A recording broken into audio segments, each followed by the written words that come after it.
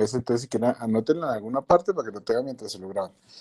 El electro, para la lectura del electro, ustedes tienen que tener un orden o acostumbrarse a tener un orden para que no se les quede nada sin mirar. Bueno, entonces, primero empezamos con el ritmo, que ya revisamos en el taller anterior, que era el ritmo.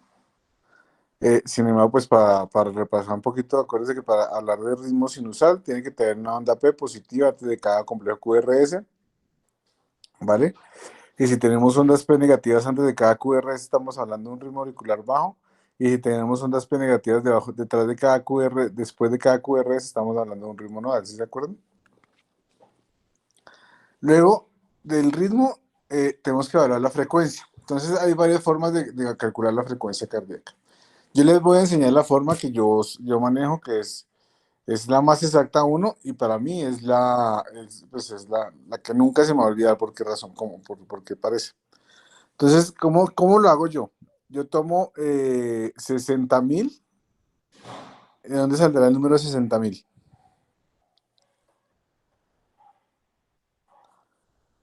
60.000 son los milisegundos que hay en un minuto, ¿vale? Cojo los complejos que hay entre dos QRS, tú miro dos complejos QRS, y tomo entre estos dos complejos, miro cuántos milisegundos hay. ¿Sí me hago entender? Cierto. ¿Vale? Entonces, esto es diferente a lo que está acá, bueno, pero no sé si ponemos un electro, David, ahí en alguno de los del taller. Búscate algún electro o algún electro y les explico.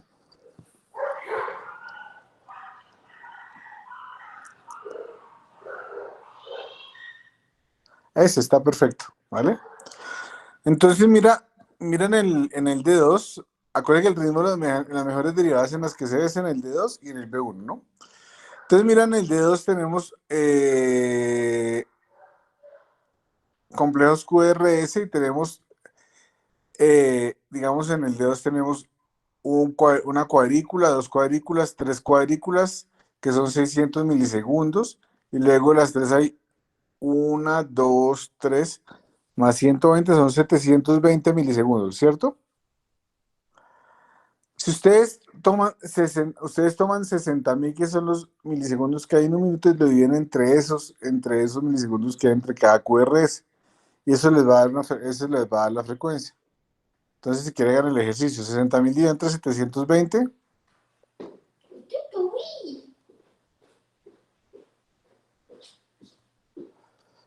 83. 83, ¿vale? Entonces, esa es la forma más exacta para que uno calcule la frecuencia cardíaca. Esa es la que yo me sé, esa es la que a la que le he encontrado la lógica, porque hay otras como la que, pues, es mi historia, como nunca las uso, ya no me las sé, que es coger el número de cuadritos y empiezas de 300, 150, es la verdad para mí. No, para mí lo que no tiene lógica o no tiene como una explicación clara es muy difícil de que se quede en la cabeza, mientras que si ustedes saben que un minuto siempre va a estar compuesto por 60.000 milisegundos. Y si ustedes quieren mirar, pues tomen la cantidad de milisegundos que hay entre dos QRS, y esos milisegundos pues se lo dividen a la cantidad de milisegundos que hay en un minuto. Y ahí ustedes sacan simplemente por regla de tres, sacan la frecuencia cardíaca de los pacientes. ¿Claro? ¿O no? Si quieres, vuelve a lo que estábamos revisando. Hay unas formas con frecuencias cardíacas o con ritmos irregulares como la fibrilación auricular, que también son muy lógicas. ¿Y qué es lo que hacemos en ritmos irregulares como fibrilación auricular? Pues el, tomamos un promedio, que normalmente lo que hacemos es tomar lo que son 3 segundos. 3 segundos equivaldrían en el electrocardiograma a ¿cuántas cuadrículas?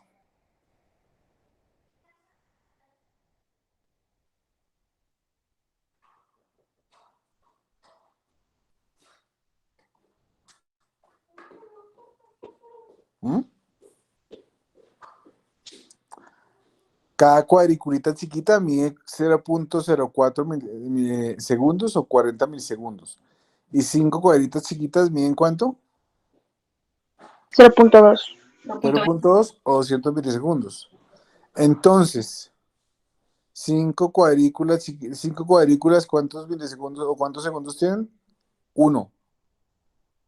Entonces, para mirar 3 segundos tenemos que mirar 5 cuadrículas. ¿Claro? Sí, doctor. Entonces, ustedes toman el número de complejos QRS que hay en 3 cuadrículas en 15 segundos.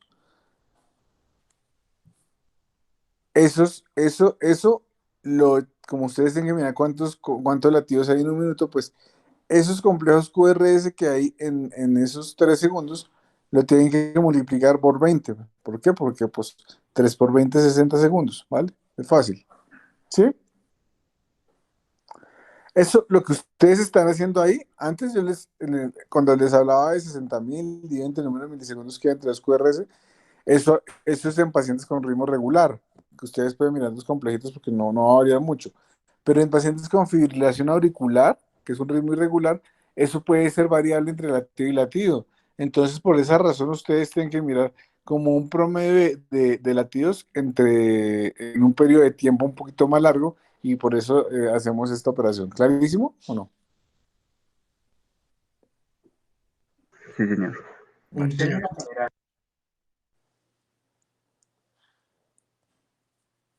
Bueno, entonces seguimos con el. Entonces, primero acuérdense, ritmo, frecuencia, luego sigue ¿qué? El eje ya les se los mostré cómo se calculaba, ¿no? Entonces, pues vamos a poner el ejemplo, por ejemplo, del electrocardiograma que vimos antes, que mostraste antes.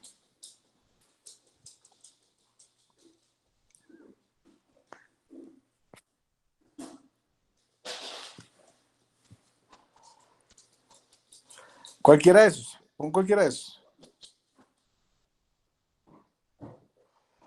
Entonces, ¿qué derivaciones que necesitaría yo ver para calcular el eje? ¿Las derivaciones de qué? ¿Del plano? B1 y ABF. No, del plano frontal.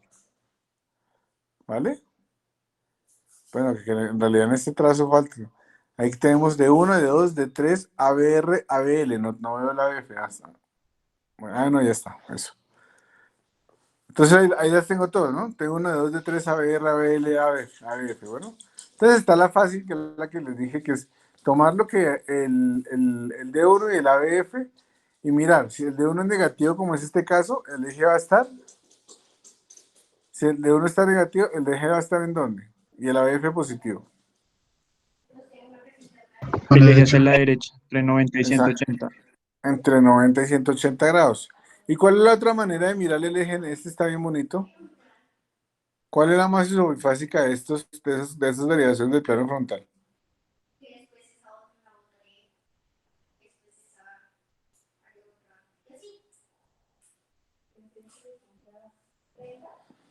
¿El ABR o no? Entonces el ABR es la isomorfásica. Entonces acuérdese que lo que está diciéndome eso es que ese vector está viendo que el corazón pasa enfrente suyo, que está pasando en su eje enfrente suyo. Entonces vamos a buscar cuál es la perpendicular de esa derivada para ver en cuánto está el eje exactamente en grados. ¿Cuál es la derivación perpendicular a la BR en el triángulo de Itzoen? ¿Cuál es? Derivación 3. De 3. ¿Cómo? De 3, exactamente. ¿Y de 3 a cuántos grados estaría? De 3 A negativa. 120. A menos 60. ¿Cómo? A 120. Sí, señor. 90. Luego 90 más 30 son 120, exactamente. Está muy bien. ¿Listo? Entonces a 90 grados está a 120 grados está el de 3. Entonces el eje de ese paciente estaría a 120 grados, que es un eje claramente derecho, ¿vale? Y eso es muy importante saberlo porque, digamos, este electro, yo no sé de qué será, pero ustedes lo ven mucho en pacientes con hipertrofia del ventrículo derecho. en los cuales el ventrículo derecho como rota por aumento en el, en la, en el espesor de las fibras del ventrículo derecho, pues el vector del ventrículo derecho va a ser más grande y por eso va a tener ese tipo de activación, ¿vale? Entonces, ritmo, eje y frecuencia, ya tenemos las tres. Luego vamos a ver las conducciones. Entonces, vamos a ver conducción auriculoventricular, que ¿dónde la ven? Ahí en ese mismo electro, ¿dónde la ven?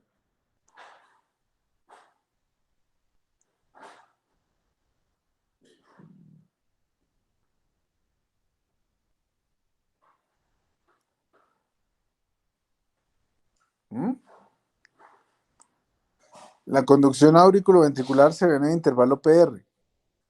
Mira el de 2, mira el de 2 y si quieres, David se llama entre qué y qué va el PR. ¿En dónde, entre dónde y dónde?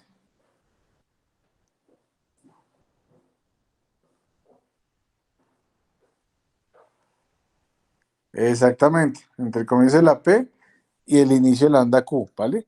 Entonces, eso tiene unos intervalos normales. Normalmente va entre 120 a 200 milisegundos. O sea, entre 3 cuadritos chiquiticos hasta 5 cuadritos chiquiticos, ¿sí? Si ustedes tienen un intervalo PR debajo de 120 milisegundos, estarían hablando de qué entidad, chicos. Ah, nos estamos.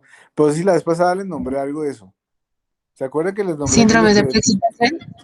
un síndrome de preexcitación? La vez pasada les nombré la del esqueleto fibroso y cuando hay unas fibras que hacen diferentes al nodo que conduce el impulso eléctrico auricular ventrículo, se llaman vías accesorias y eso ocasiona que parte del ventrículo se preactive por esas fibras y se produce un síndrome de preexcitación, exactamente el síndrome de Wolff-Parkinson-White.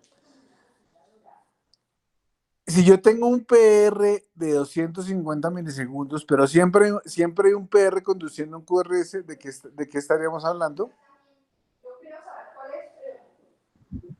Bloqueo B. Exactamente, ¿de qué grado? Porque hay 3 grados de bloqueo AB. Grado 1. De grado 1, exactamente. Entonces, ritmo, eje, frecuencia, conducción auriculoventricular. Entonces ahora vamos a ver la conducción intraventricular, que la vemos en dónde. La conducción intraventricular, acuérdense que va desde que el impulso eléctrico llega al GIS, llega al GIS, llega a las fibras, a los fascículos y a través de ellos alcanza las fibras de Purkinje. Entonces, ¿dónde estaría la conducción intraventricular? QT, ¿no? En el QRS, ¿vale? Normalmente, ¿cuánto debe medir el QRS? Menor de 0.12, creo.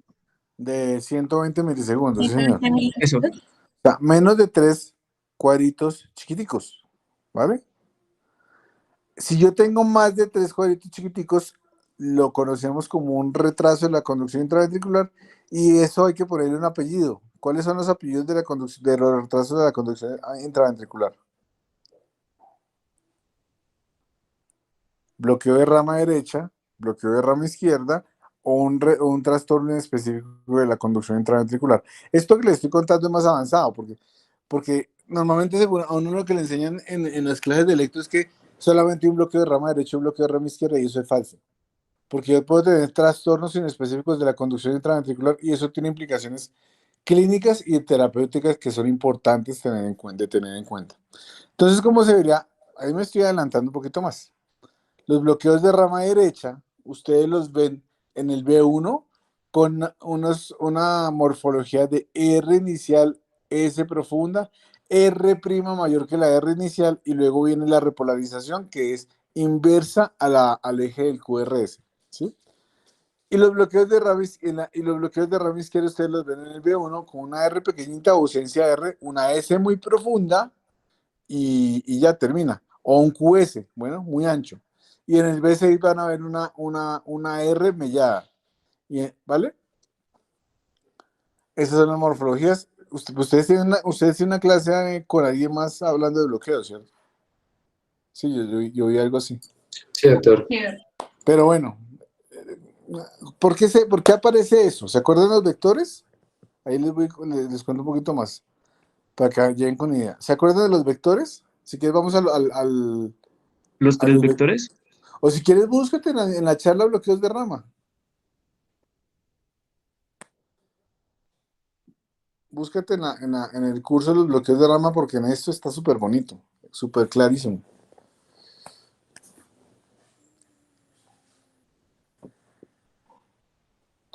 Mira, donde dice trastornos de la conducción auriculares y ventriculares.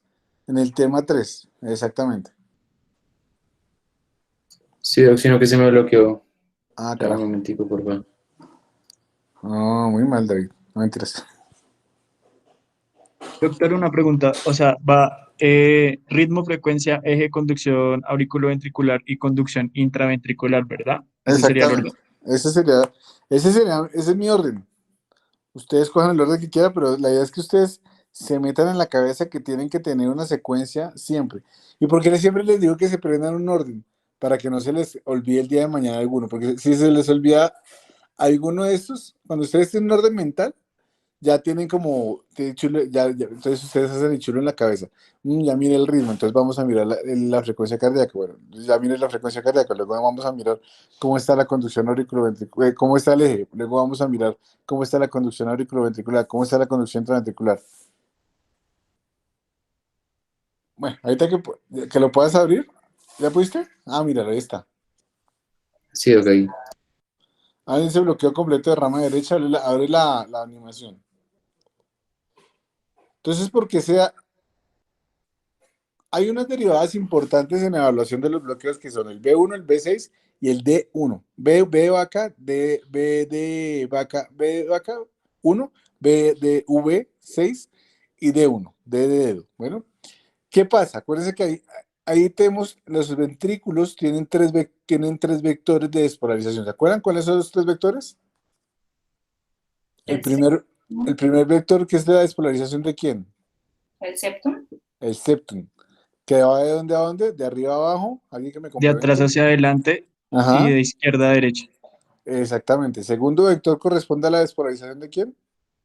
A la sumatoria del ventrículo derecho y el ventrículo izquierdo. Exactamente. Y el tercer vector, Los segmentos basales. los segmentos basales. No, estos chinos pues, para que necesitan más clases. Ya les digo. Entonces el primer vector que es la despolarización del septum, me va a dar en el D1, me va a dar en el D1, ¿cómo creen que usted estaría el primer vector en el D1? Perdón, ¿cómo creen que estaría el D1, el QRS, perdón? ¿Cuál sería la primera onda en el D1? Si Pensar. en, si en el D, si el D1 está, digamos, en el brazo izquierdo, o la parte distal está en el brazo izquierdo, ¿cómo estaría en el D1 el QRS? ¿Cuál sería la primera onda? ¿Negativa? Exactamente. ¿Y cómo se llama esa onda? Q. US. No, Q. Cuando hablamos de QS es que tienes únicamente el QRS no va a estar compuesto, no va a tener ninguna onda positiva, siempre va a ser totalmente negativa. Entonces, no, la primera onda normal, estamos hablando de un electro normal, ¿no? La primera onda que corresponde a la despolarización del septum, en el D1 se ve como una Q pequeñita. Bueno, ¿claro? Sí, señor. Siguiendo con esa idea, ¿cómo sería la segunda onda en el D1? Si tenemos en cuenta que la segunda onda corresponde, normalmente, ¿no? Que la segunda onda corresponde a la despolarización de los ventrículos. Y la despolarización y ese vector va de arriba a abajo, de derecha a izquierda y de adelante hacia atrás. Entonces, ¿cómo sería la segunda onda? ¿Positiva o Positiva. negativa? Positiva, exactamente. Exactamente. Porque ese vector se va acercando hacia el D1. Y la tercera onda, cuando se vea, porque no se ve todas las veces, se va a ver como una onda negativa que es la despolarización de los segmentos basales. Pero esa como es tan pequeñita, muchas veces no se ve en el D1. Entonces, siguiendo con esa idea, ¿cómo estaría el vector? ¿Cómo estaría el QRS normalmente en el en el V1? Si el primer vector de despolarización es el septum y el V1 está localizado ¿en qué espacio intercostal? Cuarto, derecho, con línea paraesternal derecha. ¿Sí se acuerdan? Sí, Entonces, doctor. ¿cómo sería la primera onda del QRS en el V1? Positiva, Normal, pues porque estaría como justo ahí. positiva y chiquitica, ¿sí o no? Sí, sí, señor. La segunda onda en el V1, ¿cómo estaría?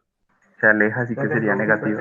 Negativa, exactamente, porque es el vector más grande. Siempre la segunda onda va a ser la más grande porque es la despolarización de los ventrículos, de la masa grande de los ventrículos, de la pared libre. Y la tercera onda, pues normalmente no se ven los segmentos basales en el V1, entonces ustedes lo que van a ver es una R, S y luego la repolarización que es en la onda T, o intervalo ST, perdón. Entonces hablemos de los bloqueos.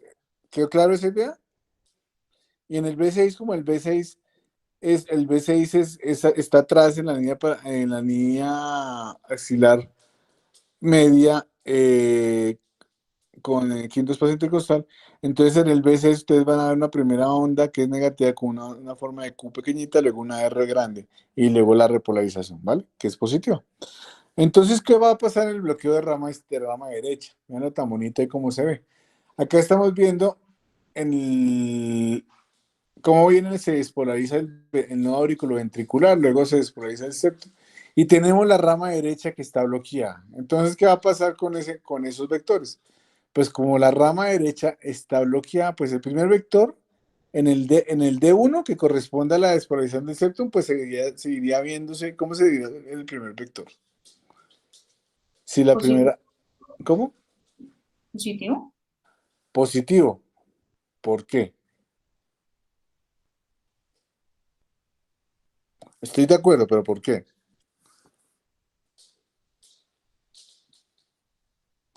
Míralo como se ve ahí. Porque hasta ahí alcanza a llegar el impulso.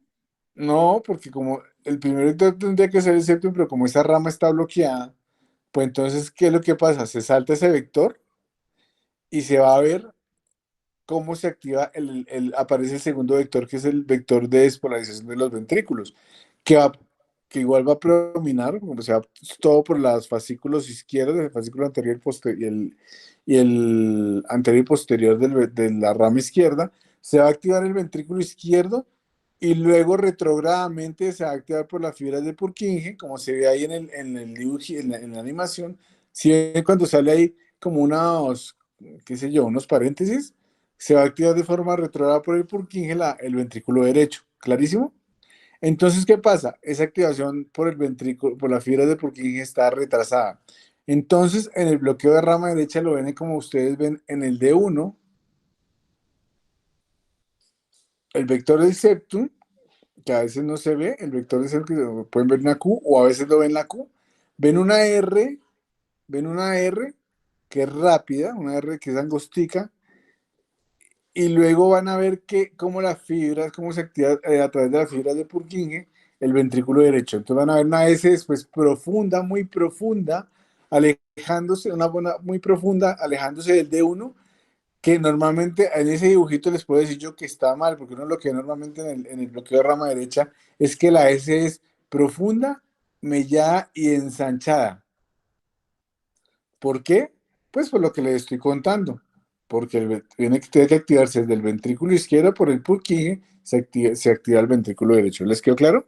Y el eje, por tal razón, se aleja del D1. Entonces va a ser un eje desviado hacia la derecha. ¿Claro?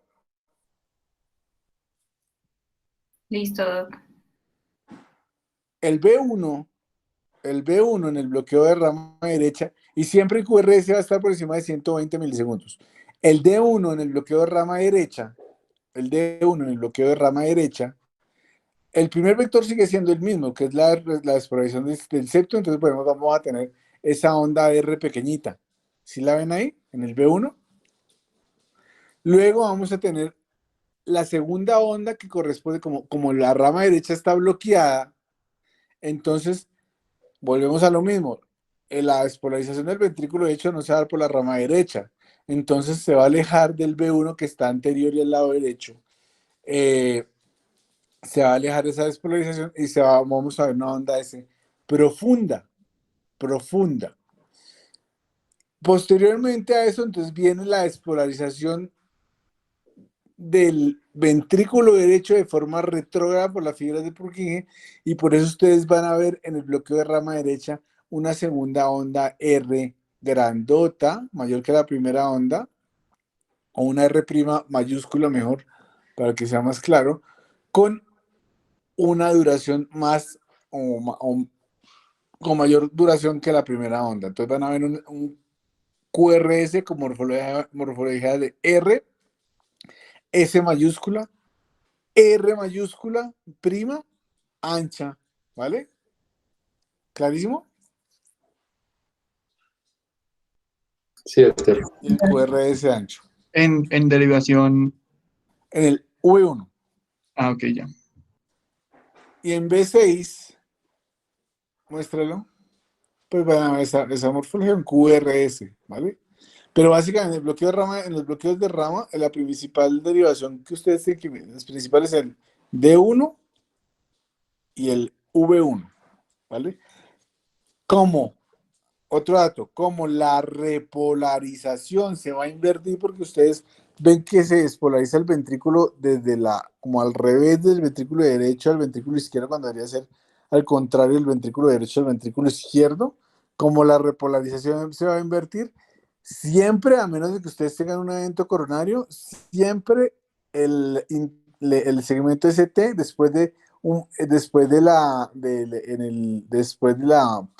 fue la luz, paloma, después de la onda R', el segmento ST va a estar negativo en el B1, es decir, va a estar contrario al eje del QRS. ¿Claro? O sea, la onda T va a estar invertida. E invertida en el B1, sí. En B1, ok. Doc, pero en En el vez B1. la S no tiene que ser ancha. ¿En dónde? En B6. ¿En B6? Sí. Lo mismo, pasa lo mismo, exactamente, muy bien. Acá está en este dibujito en esta representación no está correcto esa S, exactamente. Pero sí está ancha por lo mismo que les conté antes, por lo mismo que pasa en el D1. Si quieres, voy a hacer lo que pasa en el bloqueo de rama izquierda, si quieres lo miramos de una vez.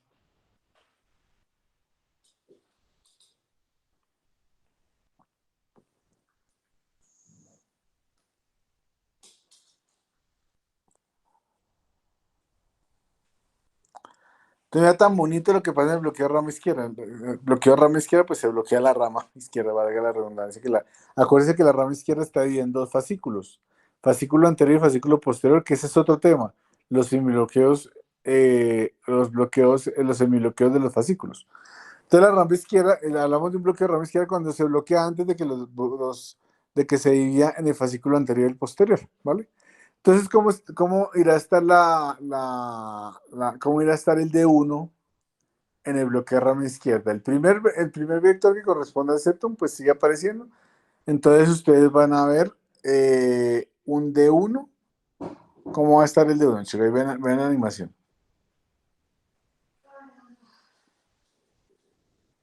Positivo. Con una E.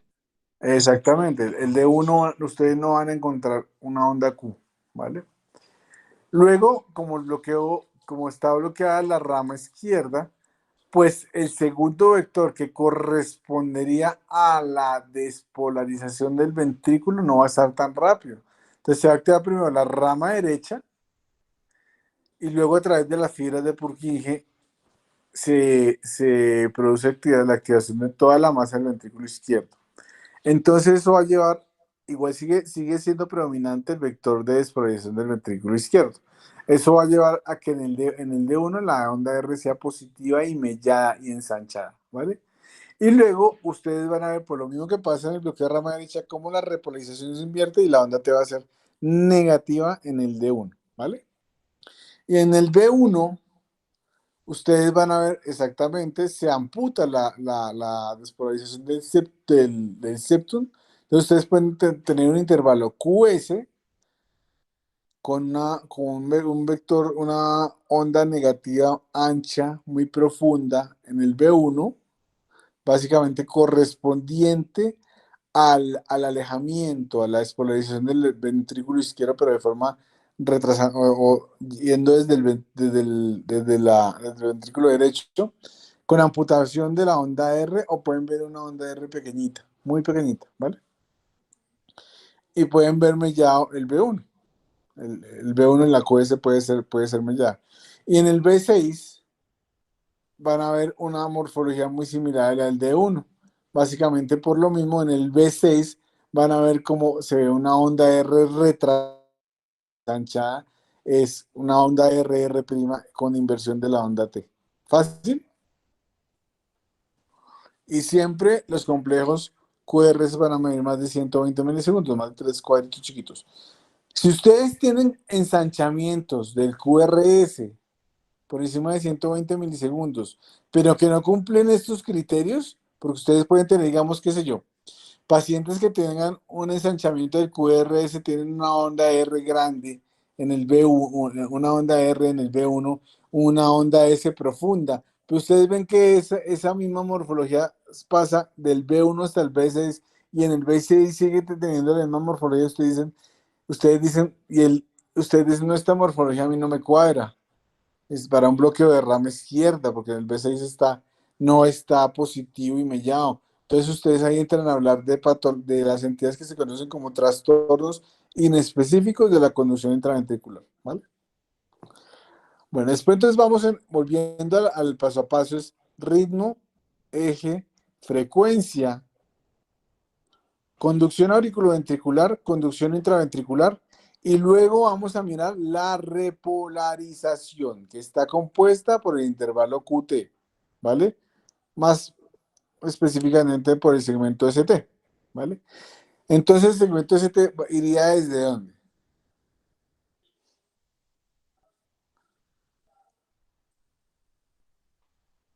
Desde el final del QRS hasta el principio de la onda T. La onda J, que es después de la onda S del QRS, de la última onda S del QRS, es donde se forma como ese hombrito antes de ponerse plano y luego arrancar la onda T. Entonces es importante tener en cuenta que la repolarización corresponde ¿a qué parte del potencial de acción? Fase 2, fase 3, ¿vale? Y fase 4. Entonces, hay un intervalo que es importante. Uno, primero mirar la morfología de la onda T, o la onda T tiene que ser positiva normalmente en todas las derivaciones, excepto en cuál derivación de plano frontal es normal que la onda T sea negativa, chicos. AR. En ABR, porque se alejan simplemente la repolarización del ventrículo ¿de dónde? De epicardio hacia endocardio, de endocardio hacia epicardio.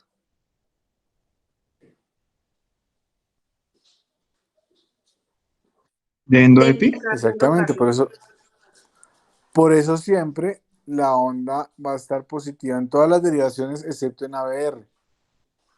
En ABR se aleja. En mujeres jóvenes, la onda T puede estar negativa en V1, en V1 y V2, pero solamente en V1 y V2. Bueno, solamente en mujeres jóvenes. En ¿Y hombres por no qué? es normal.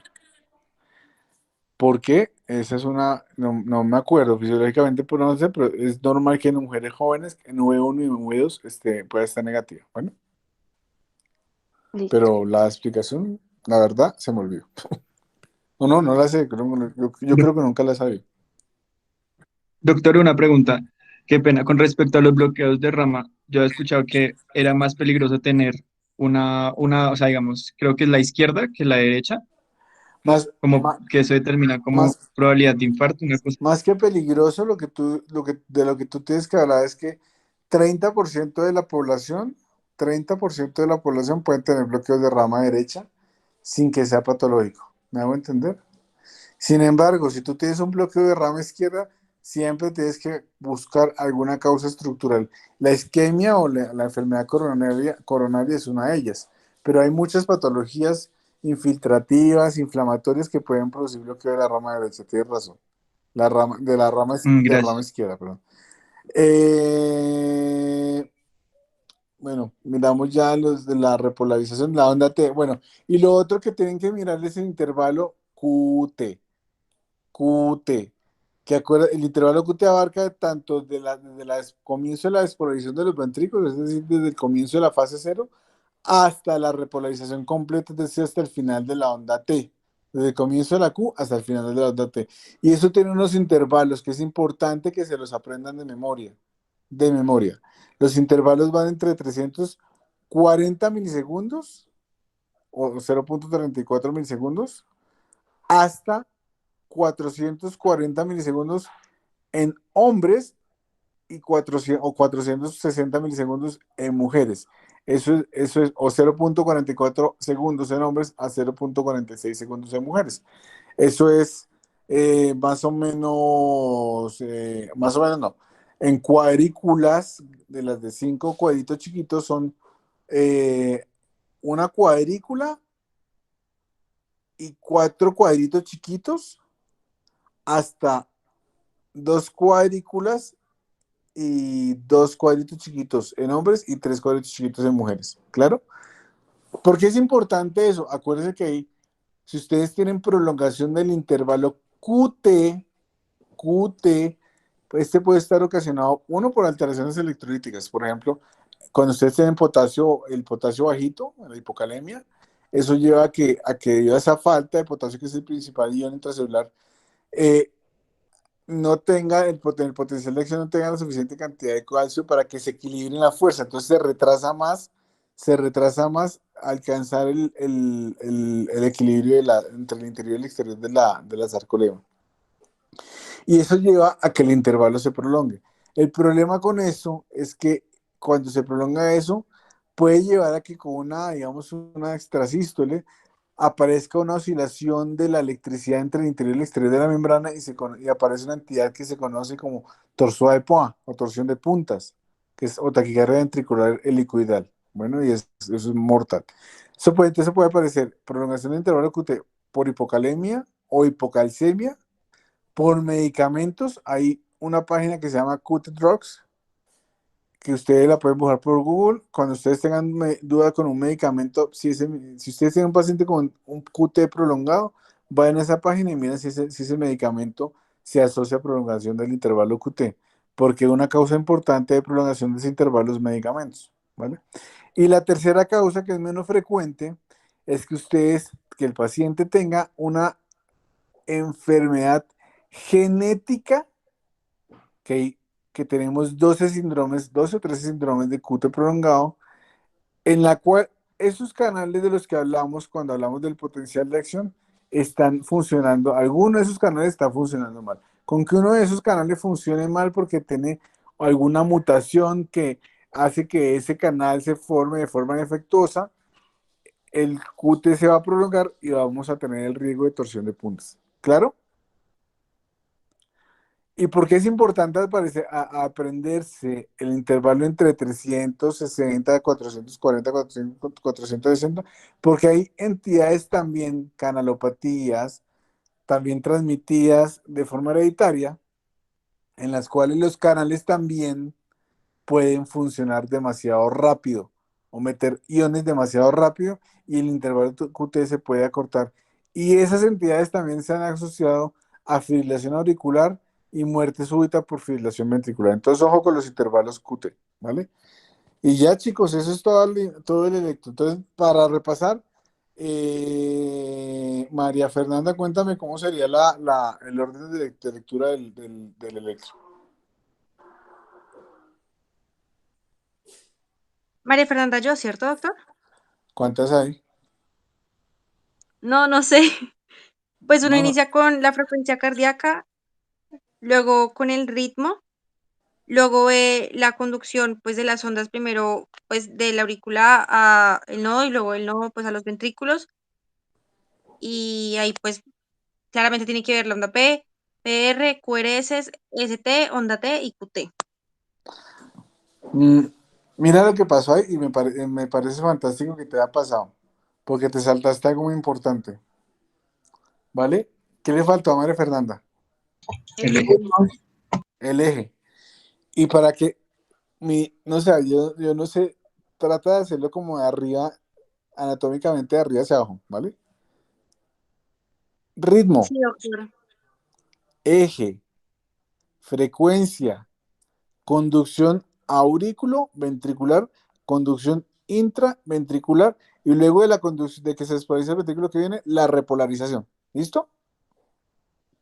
Listo, Ahí, doctor. ahí cuando hablamos de repolarización, hablamos de toda la evaluación, del intervalo QT y también hablamos de la evaluación de enfermedad isquémica del corazón. Bueno, cuando hablamos de repolarización. Entonces, Paola, Andrea, tú dime entonces cuál sería, ¿cómo es el orden? Entonces sería ritmo, eje, frecuencia, despolarización auriculoventricular, despolarización intraventricular y la repolarización. Perfecto, perfecto. Y ese es el orden de lectura de un electro normal. Ya lo otro son los hallazgos patológicos, bueno, pero ahí les adelanté los bloqueos de rama. Doc, una pregunta. Cuando le hace el QT, uno saca es el QT corregido, ¿cierto? ¿Siempre? Esa es una excelente pregunta, Diana. Esa es una excelente pregunta. Porque exactamente, tú no puedes tener, el intervalo QT no es el mismo con una frecuencia cardíaca de 60 a una frecuencia, al QT que uno tiene con una frecuencia cardíaca de 120. Exactamente. Entonces, esos valores que les estoy diciendo son de QT corregido o el QT que ustedes tienen a 60 latidos por minuto. Pero cuando ustedes tienen frecuencias que son diferentes a 60, o sea, 80 o 100 o 50 o 40, tienen que utilizar fórmulas para corregir ese QT de acuerdo a la frecuencia cardíaca. La más conocida es la fórmula de Bassett.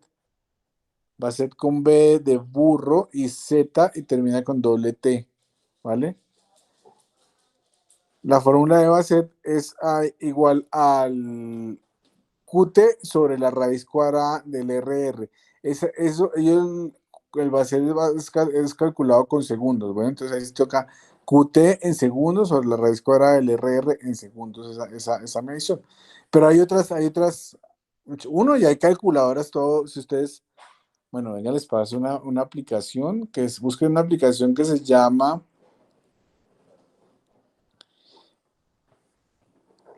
IP Móvil, EP Móvil, ahí aparecen calculadoras de intervalo QT. Bueno, porque ahí la más fácil es el Bassett, pero hay otras fórmulas como la de Friedrica, la de Say, la de Hodge, se me olvidó, ay, se me olvidó cómo se llama esta, la, ay,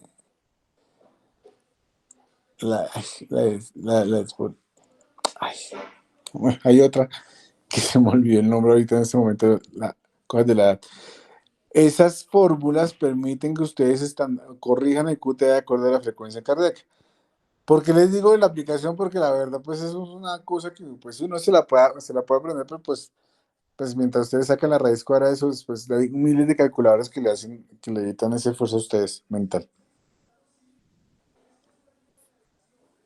¿Vale? Ok, Doc. ¿Y una aplicación gratis? Esa es gratis. No, ya no, por ahí no. Y Yanni, es que tienes que bajar un poquito más, que dice EP Tools Lite, más abajito. Después de la de 44.900, ahí está. Ay, gracias. Gracias, Luis. Una aplicación que se llama Calculate también tiene esa. En la de cálculo y también pueden mirar el intervalo. ¿Y la IP Tools se están cobrando? Sí, hay una que es $10. color negro.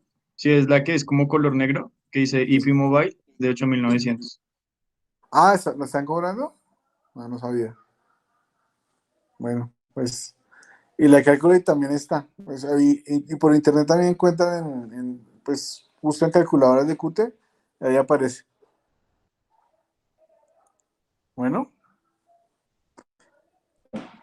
Listo, doctor, muchas gracias. no, chicos, que tengan buena noche, ¿vale? Gracias, Cuando, doctor. Muchísimas gracias, doctor. Gracias. cuando acaben las revisiones me avisa David para que hagamos como la integración, yo les voy recogiendo electros y hacemos un taller. Si lo podemos hacer presencial para ese entonces, que yo creo que ustedes ya los vacunaron. Sí, doctor. Sí, señor. Ah, Sí, pues, señor. pues yo creería yo que podemos hacer un taller presencial con electros, con trazas de electro. Entonces, Doctor, ¿usted está en centro o en infantil? no en el centro. En el centro.